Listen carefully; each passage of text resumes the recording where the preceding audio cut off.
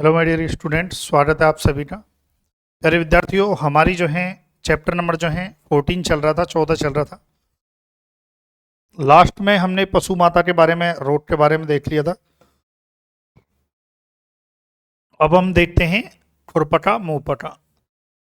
खुरपटा मुंहपटा, यह जो रोग होता है ये वायरस के द्वारा होता है। पशु प्लेग भी किसके द्वारा था? वायरस के द्वारा था। और ये भी वायरस के द्वारा है। क्या है, कैसे है, देख लेते हैं। इस रोग में सबसे पहले पैरों में छाले होने शुरू हो जाते हैं। जब पशु चरने जाता है तब ये छाले फटना शुरू कर देते हैं। इससे बहुत से वायरस पैदा हो जाते हैं। जब इन घावों को पशु जीव से चाटता है तब मुंह में भी छाले हो जाते हैं। इसलिए इस रोग को खुरपटा मुंहपटा रोग कहते हैं। सबसे पहले क्या होता है, जो पशु के जो पैर होते हैं, पैरों में छाले होते हैं। पशु जब चरने जाता है तो जो छाले होते हैं वो फट जाते हैं। फटने के बाद जो पशु होता है अपनी जीभ से उन छालों को चाटता है। छाले जब चाटता है तो जो वायरस होता है वो अंदर आ जाता है और मुंह में भी छाले हो जाते हैं। किस रोग में? खुरपटा मुंहपटा। इसलिए इसको खुरपटा मुंहपटा बोला है। खुरों में पहले होता है, बाद में मुंह में होता है, तो इसलिए खुरपटा मुंहपटा रोग कहते हैं।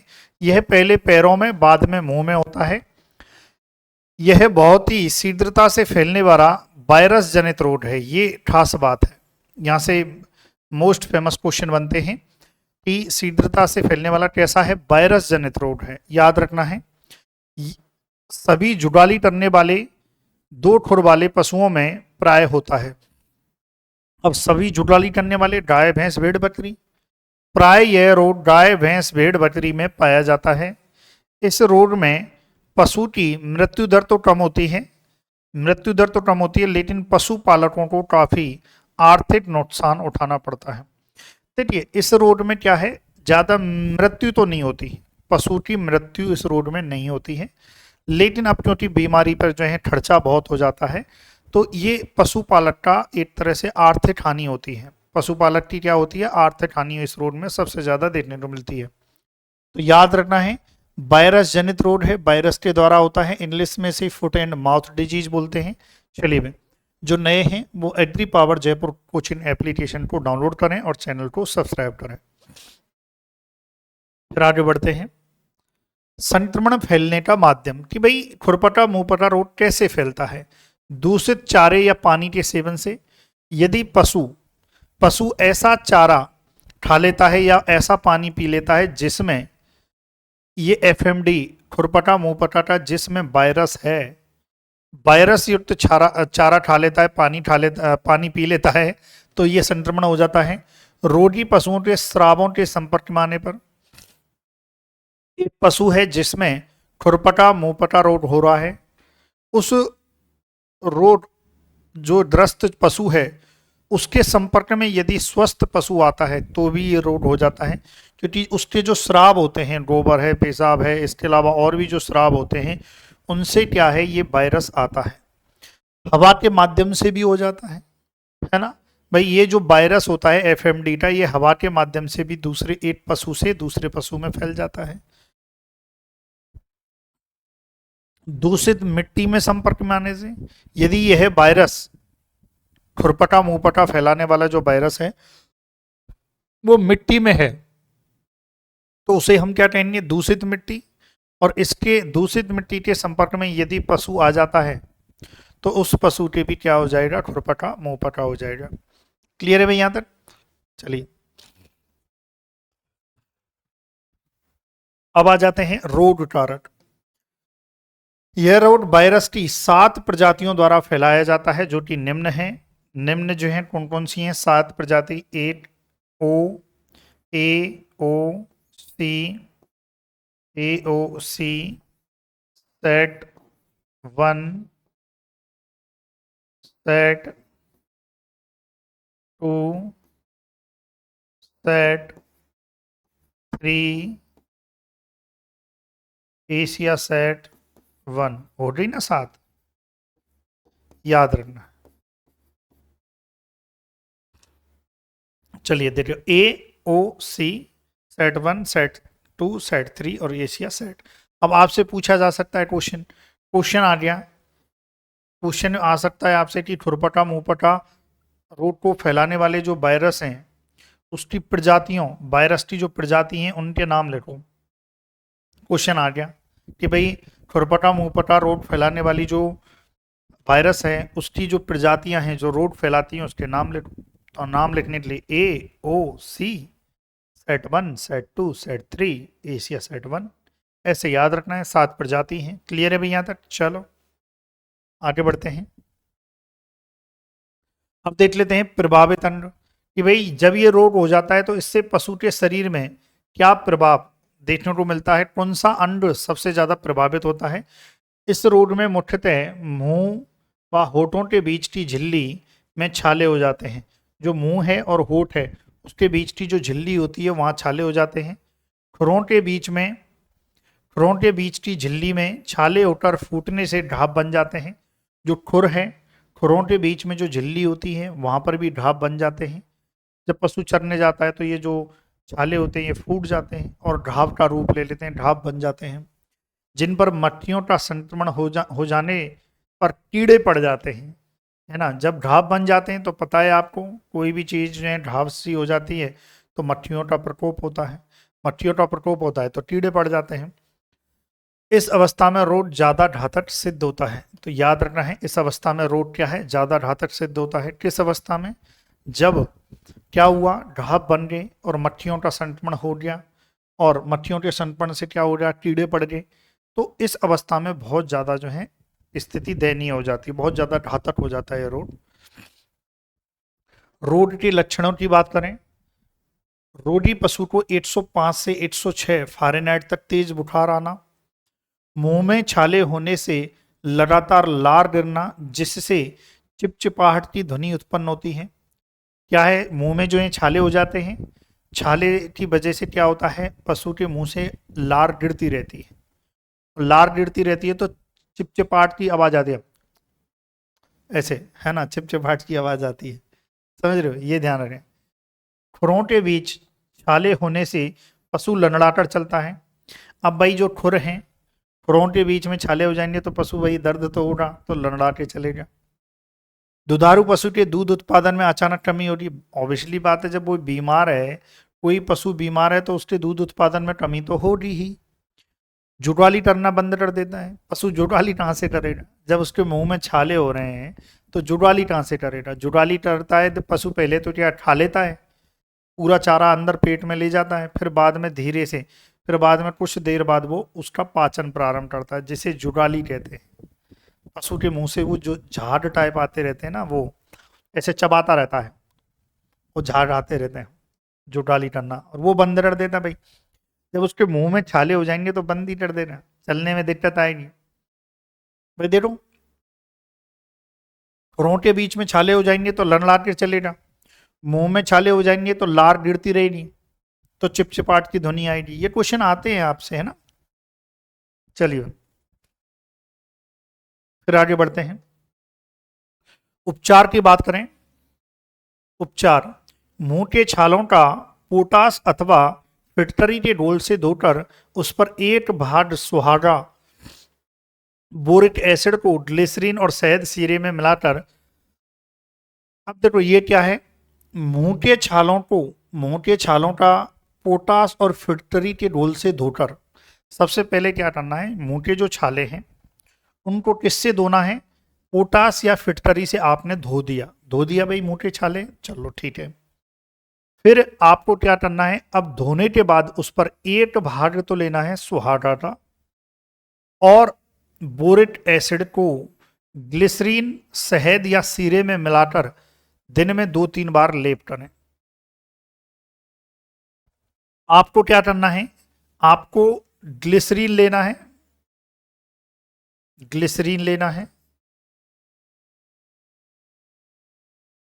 या शहद, साथ में शहद लेना है। ग्लिसरीन या शहद में आपको क्या करना है, ये जो 1 भाग जो सुहागा और बोरिक एसिड, 2 चीज हैं, कौन, सुहागा और बोरिक एसिड, इसको किस में मिला देना है, ग्लिसरीन शहद में मिला देना है।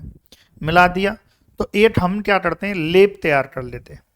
तो लेप तैयार हो गया, किस किस का लेप तैयार हो गया, हमने क्या मिलाया, सुहागा मिलाया, बोरिक अम्ल मिलाया, किस में मिलाए, ग्लिसरीन और शहद में मिलाए। इससे क्या हुआ, लेप तैयार हो गया। और इस लेप को हम क्या करते हैं, पशु के मुंह में जहां पर छाले हो रहे हैं वहां पर 2 से 3 बार हम क्या है, इस लेप को लगाते रहते हैं। कब लगाते हैं, पहले आपको क्या करना पड़ेगा, जो मुंह के जो छाले हैं पशु के, वो किससे धोने होंगे, पोटास या फिटकरी से आपको धोने होंगे। ये ध्यान रखें। एक काम तो ये हो गया, हमने मुंह के छालों का उपचार कर लिया। फिर उसके बाद जो है पैरों के छालों को कॉपर सल्फेट या लाल दवा के 8% घोल से सुबह शाम धोवें।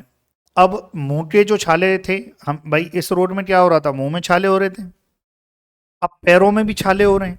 तो पैरों में छालों के लिए आपको क्या करना है, पैरों में छालों को आपको लाल दवा जिसे कॉपर सल्फेट कहते हैं, इससे आपको धोना है। इसका 8% आपको मात्रा का सॉल्यूशन बनाना है, घोल बनाना है, और उससे आपको क्या करना है, पैरों के छालों को धोना है। आ गया समझ में। मुंह के छाले सबसे पहले क्या किए, मुंह के छाले फिटकरी और पोटास से धोए। फिर उसके बाद जो है लेप बनाया। फिर वो लेप मुंह में 2 से 3 बार जो है दिन में लगाया जाता है। पैरों में क्या किया हमने, पैरों में भी छाले होते हैं पशु के इस रोग में, तो पैरों के छालों को किससे धोया, कॉपर सल्फेट या लाल दवा से धोया। और देखिए, अब याद करो, हमने कहा था भाई मट्ठियां पड़ जाती हैं और मट्ठियों की वजह से घाव हो जाते हैं। यदि ऐसा हो रहा है कि घाव में कीड़े पड़ गए हों तो घाव पर तारपीन के तेल का मोम बनाकर रखें। ये ध्यान रखें। यानी कि जब मैंने आपको बताया कि भाई रोग यदि बहुत ज़्यादा तीव्र हो जाता है, तीव्र कब होगा, जब पशु के जो खुर हैं, खुरों में छाले पड़ जाएंगे, छाले फूट जाएंगे, उन छालों पर घाव बन जाएगा, घाव पर मट्ठियाँ आकर बैठेंगी और मट्ठियाँ क्या करेंगी, उसको सड़ा देंगी। समझ रहे हो, उस टाइम पर कीड़े पड़ जाएंगे, उस घाव में कीड़े पड़ जाएंगे। तब क्या करना है, यदि ऐसी स्थिति आ जाए, पशु के घाव बन चुका है और घाव पर कीड़े आ चुके हैं, तो आपको तारपीन का तेल लगाना है। क्लियर है भाई, यहां तक क्या करना है, तारपीन का तेल लगाना है। क्लियर है, चलो। अब इसके अलावा इंजेक्शन भी आप दे सकते हो। एनालजीन 15 इंजेक्शन आपको देना है, ये याद रख लेना भाई, एनालजीन 15 अंतःपेशी देवें दर्द के लिए बड़े पशुओं में 3 दिन तक। एनालजीन किसके लिए देना है, दर्द के लिए। पशु के यदि दर्द हो रहा है तब जो है आप एनालजीन 15 इंजेक्शन दे दो। फिर उसके बाद आ जाइए, घावों से द्वितीय संक्रमण रोकने। अब जो घाव हैं, घावों से द्वितीय संक्रमण रोकने का मतलब क्या है, इन घावों की वजह से कोई दूसरा जो स्वस्थ पशु है वो बीमार ना हो जाए, उस स्वस्थ पशु में ये रोग ना फैल जाए। तो इसको रोकने के लिए, घावों से द्वितीयक संक्रमण रोकने के लिए, मतलब जो बीमार पशु है उससे स्वस्थ पशु में रोग हो रहा है, उसे कहते हैं द्वितीय संक्रमण। उसको रोकने के लिए, घावों को सुखाने के लिए इंजेक्शन एम्पिसिलिन 3 ग्राम का अंतःपेशी लगाना चाहिए। अब देखिए एम्पिसिलिन कब लगाना है, देखिए दर्द के लिए हम क्या दे रहे हैं, एनालजीन 15। याद रखो, ये बार बार याद रखो, दर्द के लिए एनालजीन 15। घावों को सुखाना है तो एम्पिसिलिन 3 ग्राम अंतःपेशी लगाना है। घावों से द्वितीय संक्रमण रोकना है, घावों को सुखाना है तो ये करना है। बाकी और छठवां क्या है, नजदीकी पशु चिकित्सालय में तुरंत संपर्क करना चाहिए। क्लियर है भाई यहां तक, तो ये ध्यान रखें। चलिए आगे बढ़ते हैं। हाँ भाई, अब रोगों से बचाव। भाई उपचार, जब रोग हो गया तब उपचार करो। बचाव का मतलब रोग ना फैले इसके लिए पहले से ही व्यवस्थाएं कर लो। रोग ना फैले इसके लिए क्या करो, पहले से ही बचाव की व्यवस्थाएं कर लो।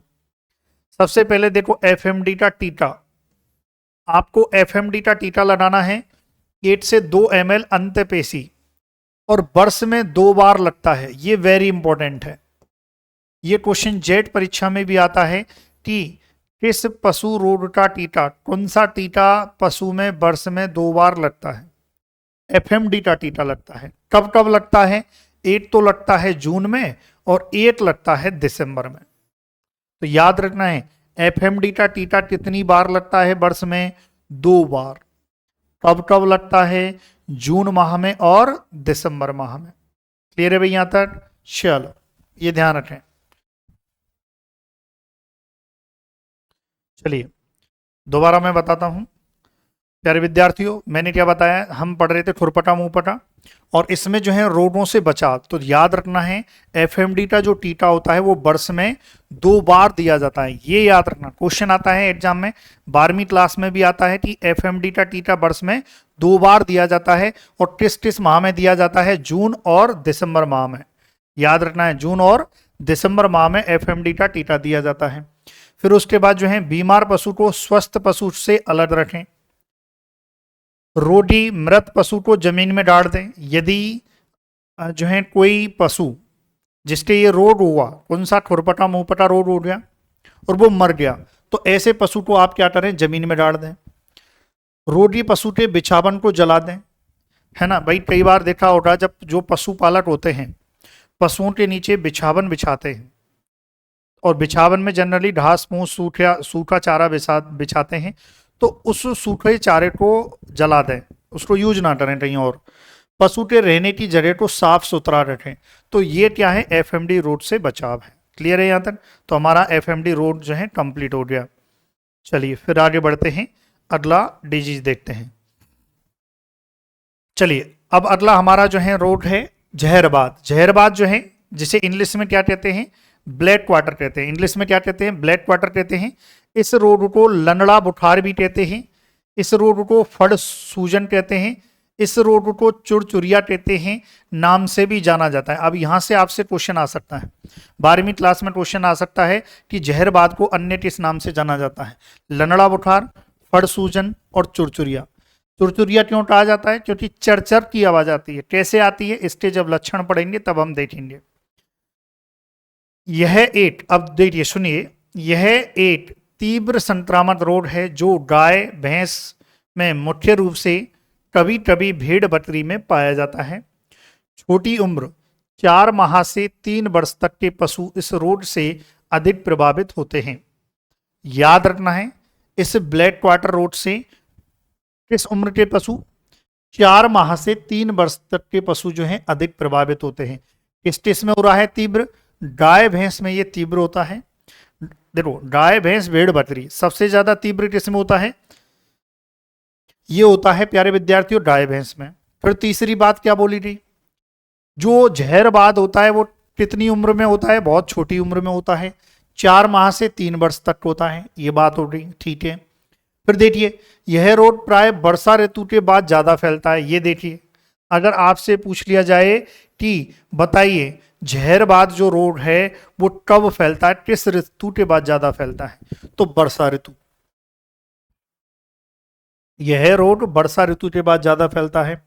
इस रोग में शरीर का मांसल भाग विशेष रूप से, ये खास बात है, ये खास बात है, ये इंपॉर्टेंट बात है कि इस रोग में मांसल भाग विशेष रूप से कंधे, कंधे पुट्ठे, जो पुट्ठे होते हैं ना, कंधे पुट्ठों पर गैस भरी सूजन आ जाने से पशु लंगड़ाने लगता है।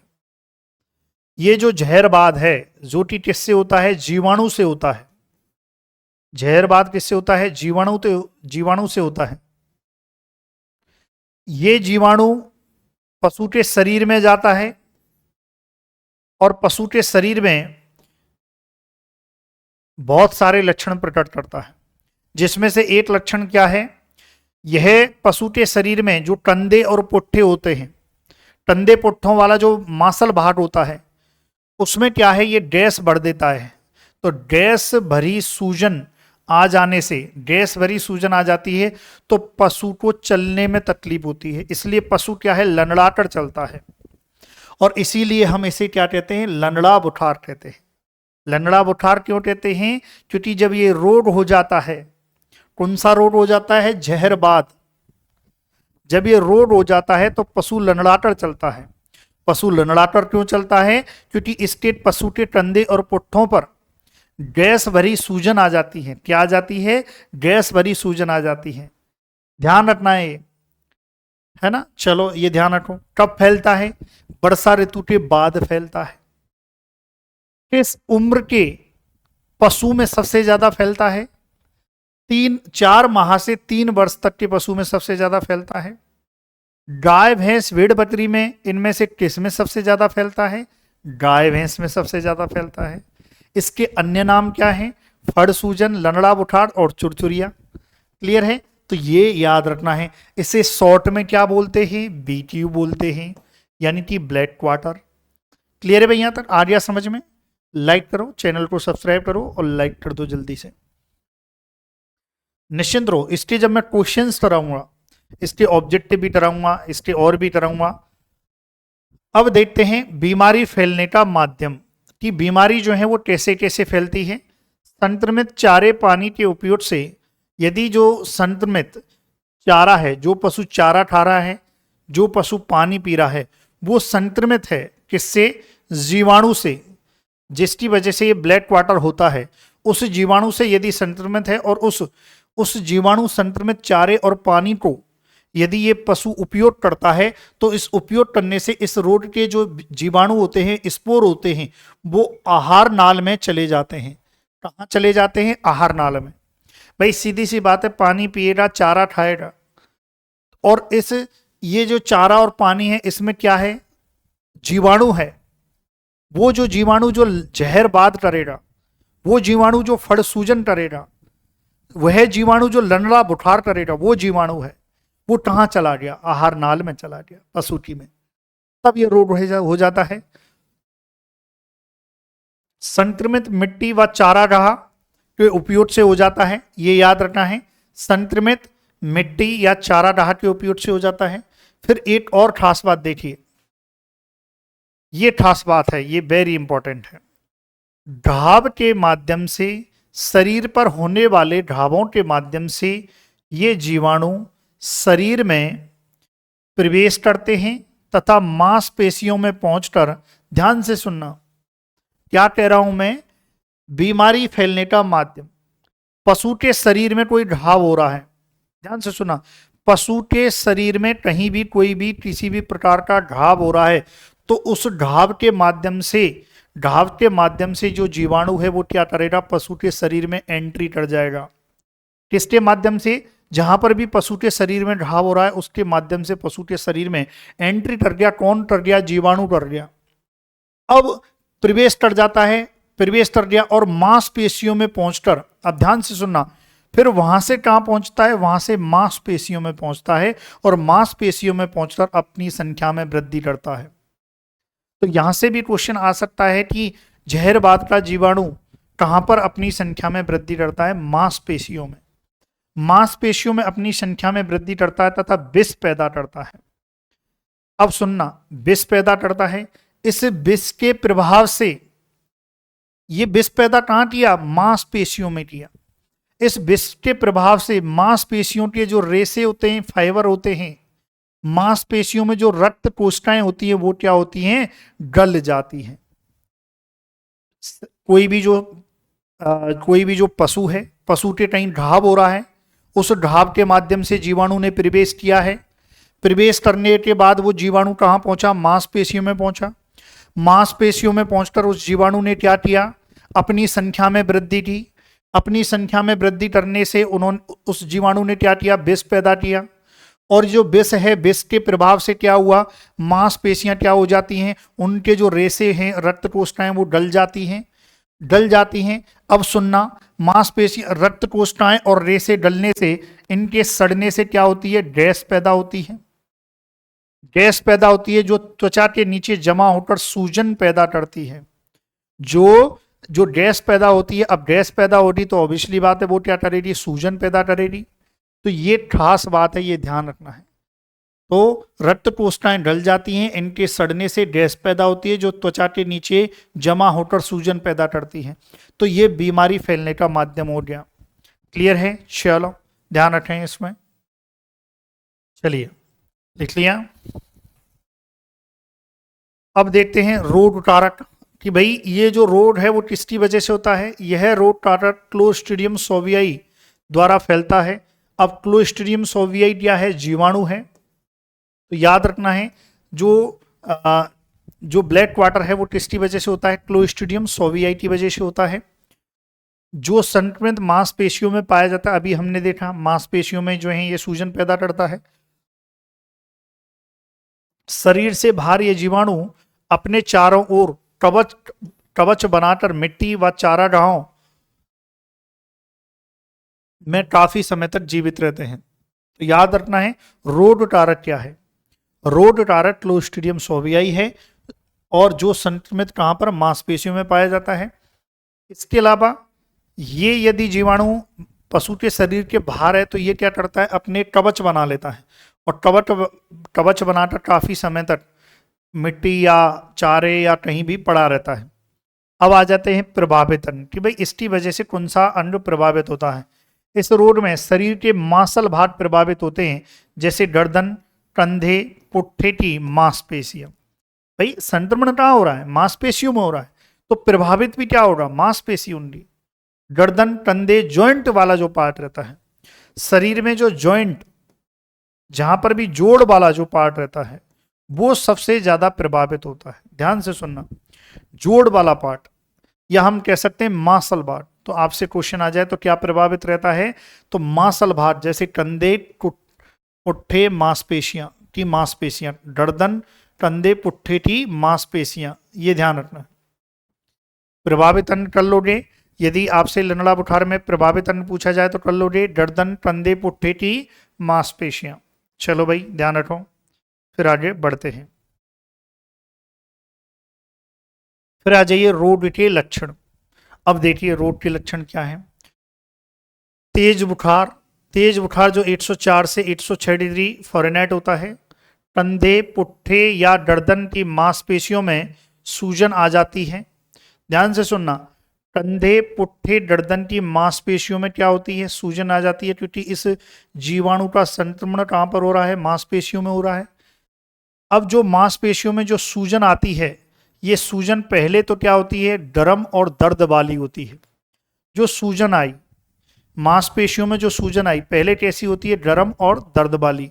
बाद में ये सूजन कैसी हो जाती है, ठंडी व पीड़ा रहित हो जाती है। पहले सूजन कैसी थी, गर्म थी, हाथ लगाओगे तो गर्म, उसको दबाओगे तो पशु को दर्द होगा।